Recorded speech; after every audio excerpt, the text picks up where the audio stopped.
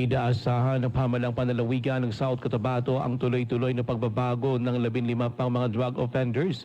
Kasunod nito ng pagpasok nila sa South Cotabato Balay Silangan Reformatory Center o SCBSRC sa Bayan ng Tupi.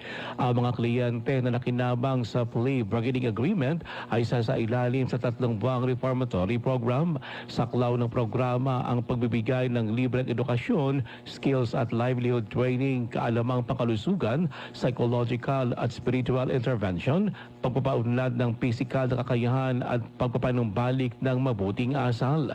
Ayon pa kay Provincial Social Welfare and Development Officer Sonia Bautista, layo nito na magabayan at pabigyan ng pagkakataon ang mga minsay na ligaw ng landas na magbago.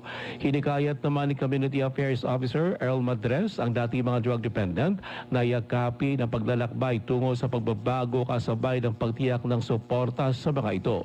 Ito na ang panlabing-isang batch na mga dating drug dependent na pumasok sa SCBSRC. Ruel Usano, NDBC, Bida Balita.